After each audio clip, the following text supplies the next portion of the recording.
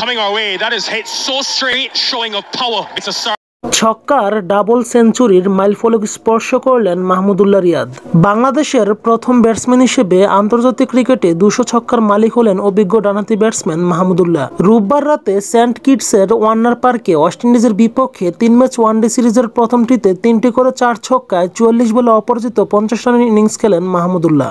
এই ইনিংসের 3টি ওভার বাউন্ডারিতে আন্তর্জাতিক ক্রিকেটে 3 ফরম্যাট মিলিয়ে 200 ছক্কার মাইলফলক স্পর্শ করেছেন মাহমুদুল্লাহ। ওয়েস্ট ইন্ডিজের বিপক্ষে সিরিজের প্রথম ওয়ানডে খেলতে নামার আগে 426 ম্যাচের ক্যারিয়ারে 197টি ছক্কা মেরেছিলেন মাহমুদুল্লাহ। এই 3 ছক্কায় 427 ম্যাচে 430টি ইনিংসে 200 ছক্কা পূর্ণ করেছেন তিনি। 2007 সালের জুলাইয়ে আন্তর্জাতিক ক্রিকেটে পা রাখার পর 50টি টেস্টে 24টি ছক্কা, 236টি ওয়ানডেতে 99টি ও 141টি টি-টোয়েন্টিতে 77টি ছক্কা মেরেছেন মাহমুদুল্লাহ।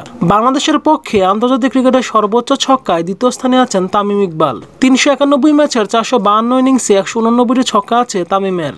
এই তালিকায় তৃতীয় স্থানে আছেন মুশফিকুর রহিম। 468 ম্যাচের 521টি ইনিংসে 173টি ছক্কা হাঁকিয়েছেন মুশফিক। 447 ম্যাচের 491 ইনিংসে 135টি ছক্কা মেরে তালিকার চতুর্থ স্থানে আছেন সাকিব আল হাসান। 3 ফরম্যাট মিলিয়ে সবচেয়ে বেশি ছক্কার বিশ্ব রেকর্ড ভারতের অধিনায়ক রোহিত শর্মার। 489 ম্যাচের 521টি ইনিংসের 624টি ছক্কা হাঁকিয়েছেন রোহিত শর্মা।